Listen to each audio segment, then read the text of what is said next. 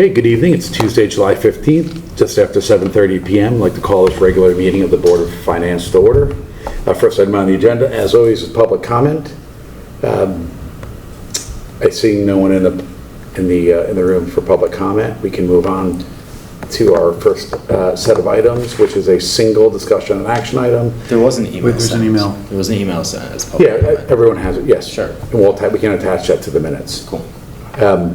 So the first one is to discuss and take action on an appropriation not to exceed $100,000 for the purchase of Great Island Early Access Furnishings. By way of a little bit of a background in here, there's a memo in here, and included in our packet is some nice pictures and a sort of breakdown of sort of what the cost of all of these are. This is something due to the timing of the RTM going on summer break. It was, the RTM approved it a few weeks ago first. The Board of Selectmen approved it last Monday, and we're going to approve it tonight. So upon us approving it tonight, this will, it'll go through. So a little bit of background, and Monica's here to answer any questions that we might have.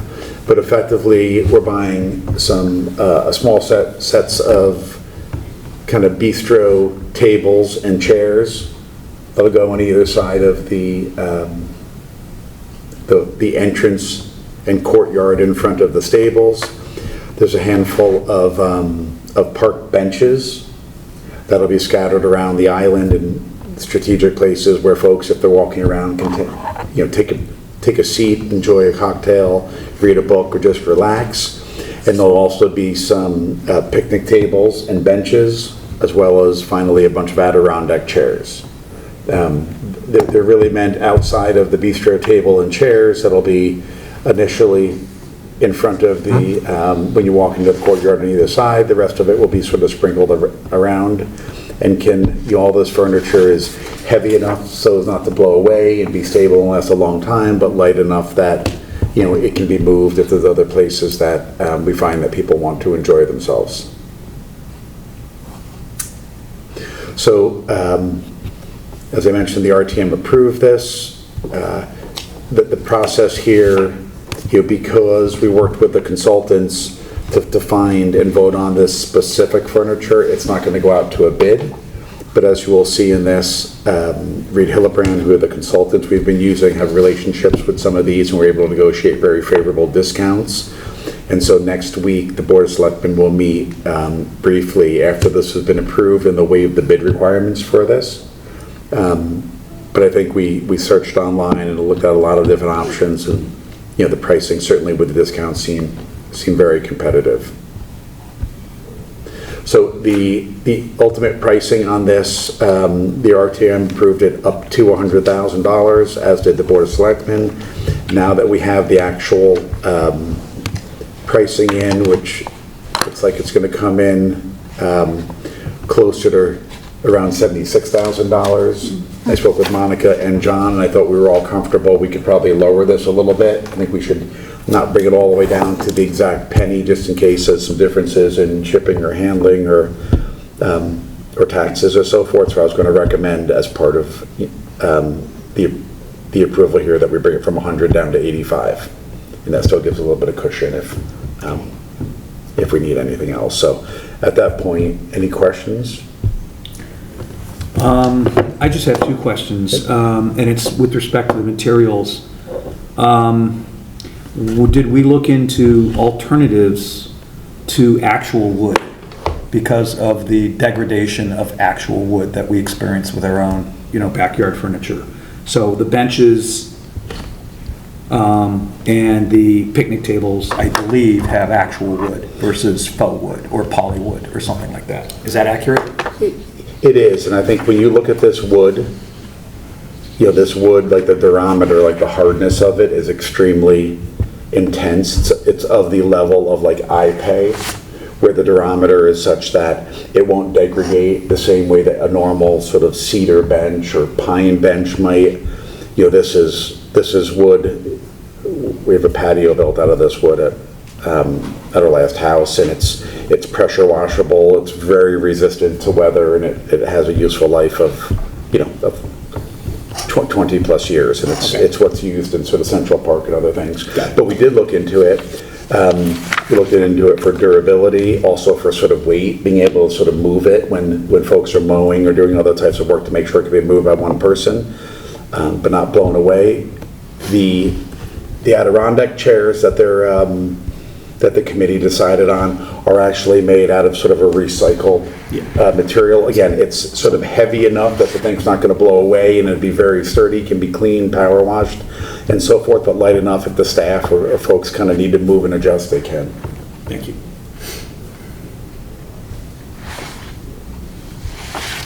I thought the map that you provided was really helpful, and it helps to see kind of, and I spoke a little bit about this at the Board of Selectmen meeting, which I wasn't actually prepared to speak, but I'm glad I did.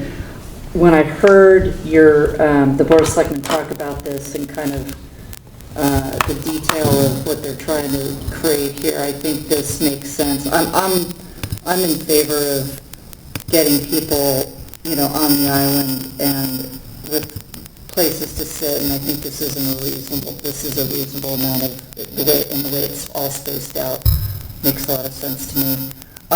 Quick question on safety, and we've had benches stolen from parks in the past and things taken. I just want to make sure, do we have someone who's going to be watching the inventory?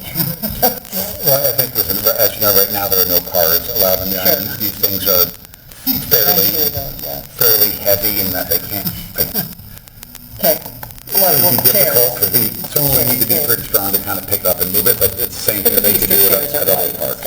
Yeah. I think long-term, these chairs, these benches and so forth have the ability to be sort of anchored into the ground. If as we go forward, we determine, like, this is a spot where everyone likes to gather in connection with the master plan. They want to be permanently affixed somewhere, they can do that. Do we have a security camera at the entrance? I think there are a lot of cameras on the corners. Because if somebody's walking out with a bistro chair, we should have that on video. Yeah, there you go, that's what I mean, like, don't, That would be pretty brazen. funny, but- not funny. But, Right. But listen, it happens. it's something we deal with across all the properties, you guys know, across the schools, whether it's athletic equipment and so forth. There are cameras here. Okay. They are beginning to work on 23A, which will start to bring in infrastructure and allow things to be done on that entranceway there. And as you know, the rest of the island is generally waterlocked. So let me ask you, so in terms of timing, and just to restate for the record, this gets approved, we order them, they show up when? In 8 weeks, 4 weeks, 8 weeks? And then, roughly, and then the work with 23A is going to be done when? So, Not for a while, but Yeah. we still have the weekends. Yeah. So- yeah, but So- by the fall, So right? they can take anywhere from, I think, a few of these, Monica, correct me, I think a few were a few weeks and a few could be like a month or two in terms of the ultimate delivery. Yeah, it's anywhere from 3 to 10 weeks Yeah. from once we order them. Right. But as Millian said, the island will be open on the weekends, and we just want people to have a place to take a break. It's a long walk right now from Pear Tree or from St. John's, wherever you're coming from. So just a place to take a rest. Well, and even when access does get open, I think it's, when we cut that walking commute down, it's still a nice place to be able to sit on some Adirondack chairs and look at the water. And Yeah, the idea is that the furniture is heavy enough, Mhm. and we might end up, especially with the Adirondack chairs, connecting them so that they remain in the position that we were thinking they should be in, but the picnic tables are 500 pounds, benches are 300 pounds. So Yeah. you're not going to pick those up and put them on your boat. No, I was actually just thinking more about the bistro chairs and stuff. Yeah. Yeah. And Jenny, that furniture will stay in the stables area. We have, down by the Pink House, we have a couple of tables. Yeah, I see But that. most of it's in the stable area, and we can close that off at night. Gotcha. Okay. And I think when you think about just the quantity of these, it's an amount that people are now using the island. It gives people a chance to sit down, we can sprinkle around, see where people use them. And if a year from now, we determine that we need some more chairs or some more tables, we can kind of come back and add a little bit more, but that, rather than, this was sort of an amount to get started, right? And depending on what we ultimately do with it, we may want a few more picnic tables down the road. Yeah. So, tables, high quality, God bless Monica, drove up and actually looked at these in person, sat on them, said they're comfortable, they come very well recommended. Yeah, they're beautiful. And they are, not that we want to be like Central Park, but this particular model is in Central Park. Great, thank you for doing that. Any other questions, comments? So I think with that, I would I would make a motion to approve $85,000 from our general fund in terms of a special appropriation to the purchase of Great Island furnishings as outlined in our memo. Is there a second? Paul seconds. All those in favor? So you're making the motion? Yeah. Okay, all right, second, okay, all in favor, yeah, all right. So I made the motion, Paul seconded. All those in favor? Yeah. It's unanimous. Monica, thank you. Thank you, everybody. Thank you. So next item is financial report. Sure. So you have in your packets the kind of preliminary financials for June 30th. Keeping in mind this is kind of relatively early in July to have this meeting, so there are some things that obviously have not yet made it onto these financials, so it's definitely kind of in flux a bit. But starting on the revenue side of things, property taxes are kind of winding down at about 100.4%, 700,000 over what was budgeted, with the collection rate of 99.8%. She just got to at the very end. Other revenues just over the 100 mark by about 100,000, 100% mark by about 100,000. Investment income right now in the packet is at 3.86. That does not include what was booked in June yet, just because we're just getting the statements, but that number is going to tip over 4 million. We just are not quite sure by exactly how much yet, but it should just reach over that. The intergovernmental is just shy by about 100,000 right now, mainly due to no MRSA. Let's see, other taxes is over by about 90,000, mostly because of the payment in lieu of taxes. The telecom was over by 150,000 or so. Town clerk got above their 1.79 budget. They're at 2.2, mainly due to conveyance fees really is the driver there. Building permits is as we know, we've been kind of following it, is shy. It's 1.3 of the 2 million. A lot of that I think is just timing of the money we're getting from the development projects. I know in the next couple weeks after the year ended, there's about 375,000 that are coming in building permits right then, which, if that had gone a couple weeks earlier, would have kind of pushed us a lot closer to that budget mark.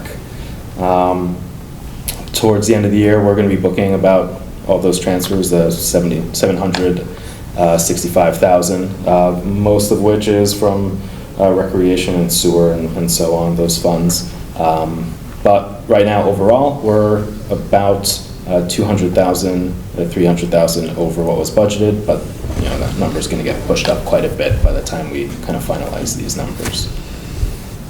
Any questions on the revenue side? On the expenditure side, it's kind of the same as what we've been tracking. Legal has been over. It's at about 160,000 over what was budgeted. Some of the main lines that we've been seeing going over are the overtime lines, mostly on the PD side, but that's offset in general by savings that we've had on the full-times. Solid waste also is about 105,000 over, but that's kind of just the negative to the positive of tipping fees that we've seen coming in much higher over what was budgeted on the revenue side of things. But overall, we're at 96.2% of the budget, or 6.7 million left. We're obviously going to see that whittle down as we do our, I think it's about, it's the 3 million that we had budgeted as the drawdown, I believe, as well as kind of the,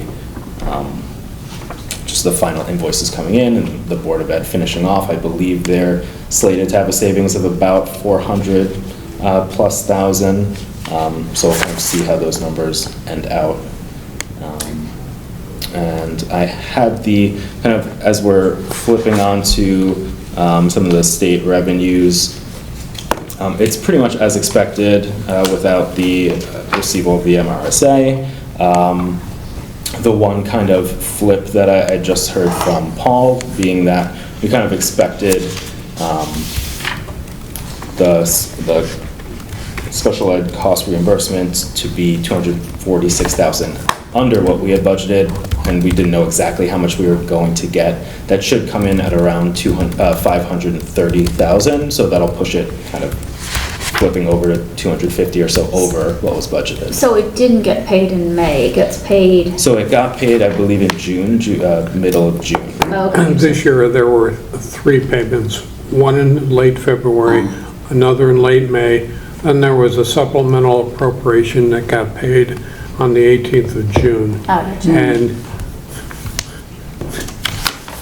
I'll pass this around, but these are the 2 payments. And then on the flip side, the actual bottom number is the supplemental appropriation. I gave Josh the Google so he can go in and pull this report whenever he wants. And this isn't just, this is just for school grant payments. And Paul, the total amount of the supplemental grant that they gave at the very end, It was 40 million, so what does that bring the total dollar amount of all excess cost grants? about 180 about plus 40? 221. Okay. And that's up somewhat materially over the Because past couple of years. About 4 years ago, it was 141 million. So that's an increase of 80 million. Okay. And I think while it's a big increase, it's still not covering all of the excess costs, right? Well, No. Yeah. yeah, no, it didn't cover all of it, but the claims increased, I think, about 60 million. The actual claims last year came in at 263 million. So even with 220 million, it's short on the total reimbursement. Yeah.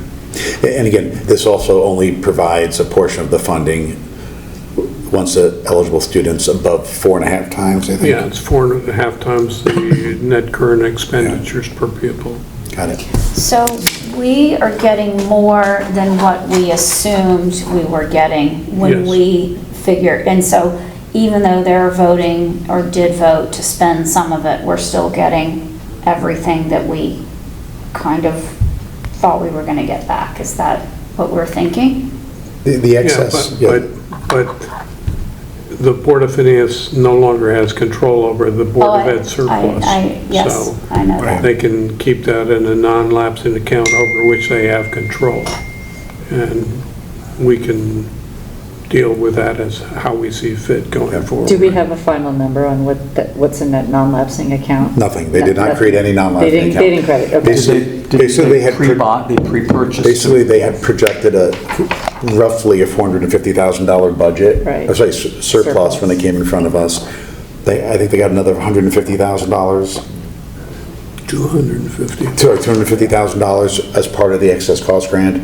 Of that, they used it for a combination of buying some additional screens, the superintendent search contract, and a few other things that basically used that extra 250, but still returned, generally in the zip code of what we had planned on. Okay. So I think it's one of the things we'll talk to them about the next budget Yeah, yeah. season in terms of, we do underwrite all the shortfalls. And so I think we should just make sure that we understand how they're going to use surpluses going forward. Yes. So moving forward, there hasn't been any changes to the contingency accounts. Next Board of Finance meeting, I think the August meeting is when we take care of a lot of the transfers to cover the overages and shortfalls in departments. So I know there likely will be some transfers from the contingency account there. The active bonded projects there, or the other funds, there's kind of just normal movement within those. And the active bonded, they were updated, the HHR, which had another one of their large pay invoices come out, and another one come in recently. So those are kind of going along. Don't know if you have any questions on either the Great Island or the ARPA, but there's not a whole lot of movement on the ARPA side of things, and Great Island, I know they're moving ahead on right now.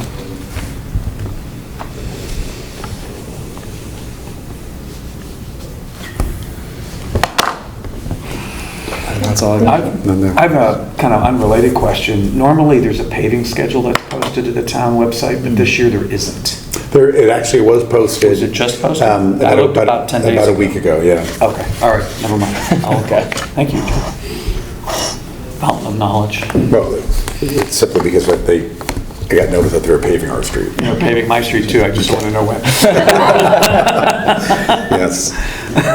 And for the record, we have no influence on what they actually do pave. Correct. Okay, any other questions on the financials?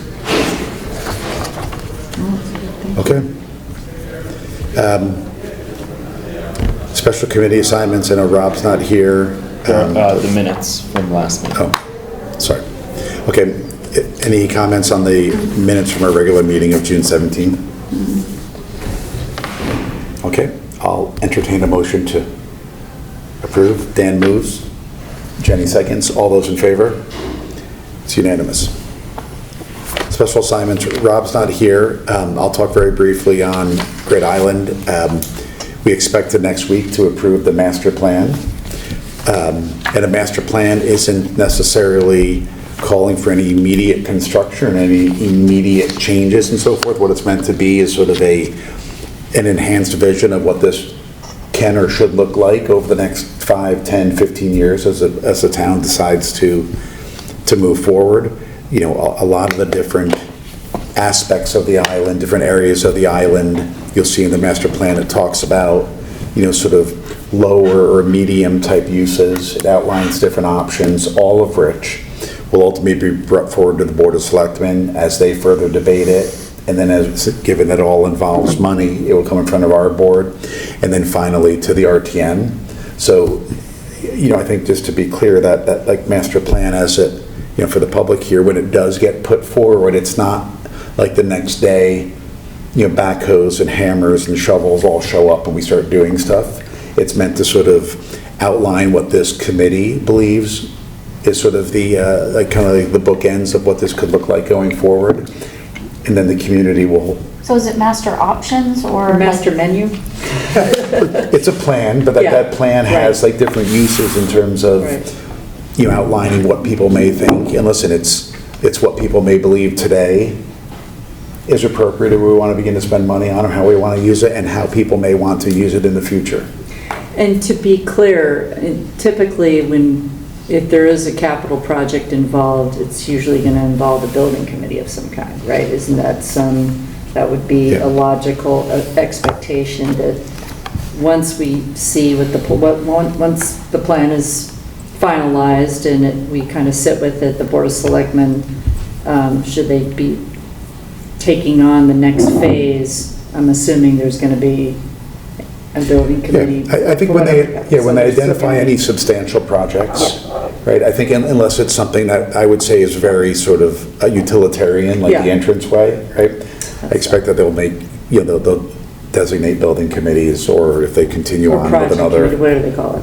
Whether there's no building or project or whatever, anything that involves usually over $1 million, we typically put together some kind of a committee to Yeah. look at that. So anything that actually does get done in terms of constructions, investments, is going to be Board of Selectmen, Board of Finance, RTM, as well as any land use boards, always planning and zoning. And then depending on what it is, it could involve EPC, coastal, and all of, all of the others. So, I'll say, this is my 20th year being involved in town government. I think town government, some folks sometimes say moves slow. And I think it moves slow sometimes for a reason, because it takes time to get a consensus and understand what all the different boards and community wants to do. And then it moves forward. And because, the town could decide to spend, small, medium, or larger amounts of money over 5, 10, 15, or 20 years, that cadence will all have to be figured out in connection with other projects that we have. So I think it's a great plan, and I think it'll certainly further the conversation here.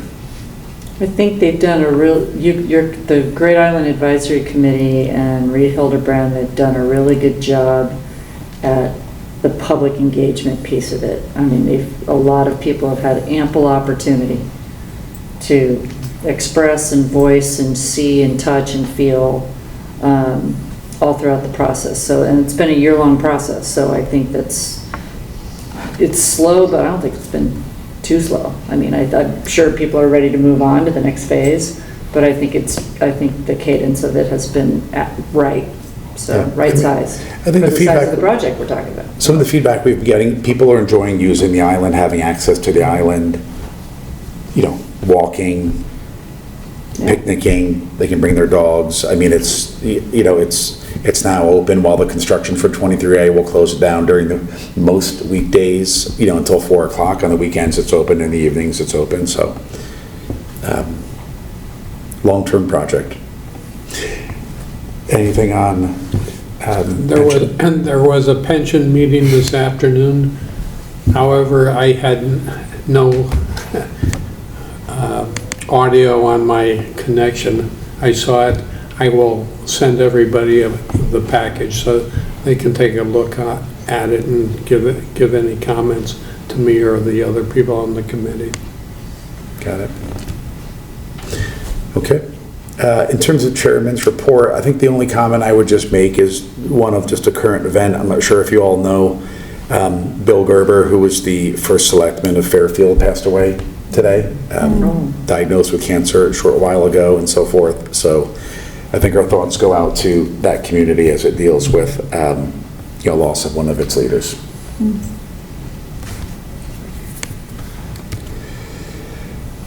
Any new business? Okay. Agenda review. As you know, if we have other things we want to put on, just email myself or Dan or Josh, and we can get them worked in. With that, I'll entertain a motion to adjourn. Let's Dan wants to Not for stall. me. Jenny We need to moves. discuss? No. Malin seconds. All those in favor? We stand adjourned. 26 minutes, it looks like.